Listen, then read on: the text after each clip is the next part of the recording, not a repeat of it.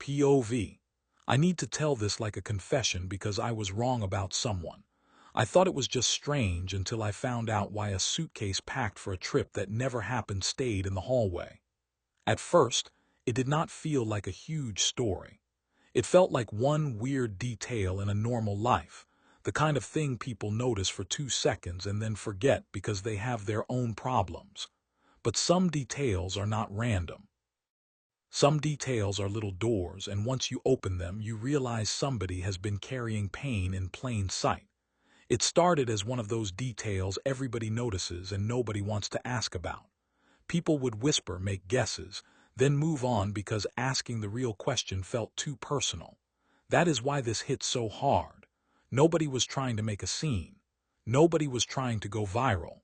The sadness was quiet, which almost made it worse. Loud sadness asks for help.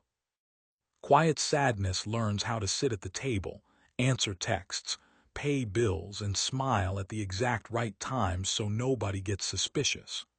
There was always one physical thing in the middle of it, small enough to hold and heavy enough to ruin the room. That was the thing everyone missed. It looked ordinary until the truth came out. The truth was that a suitcase packed for a trip that never happened stayed in the hallway, and the habit was the only way somebody knew how to keep loving a person they could not fix, reach, or bring back. Once I understood that, the whole memory changed. The awkward pauses made sense. The strange routine made sense. Even the moments I used to judge started feeling like evidence that I had not been paying attention. Then came the part I keep replaying. Once the truth came out, every joke people had made felt cruel. The thing that looked weird was actually a person surviving the only way they knew how. There is a specific kind of guilt that hits when you realize someone was not being dramatic, annoying, or weird. They were surviving. They were using the only ritual they had left to stay connected to a person, a promise, or a version of life that no longer existed. After that, nobody tried to change the habit. They protected it.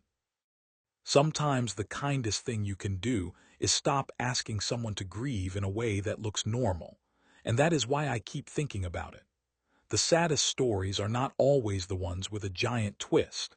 Sometimes they are the ones where a normal object turns into a memorial, a routine turns into an apology, and one person finally sees what another person has been trying not to say.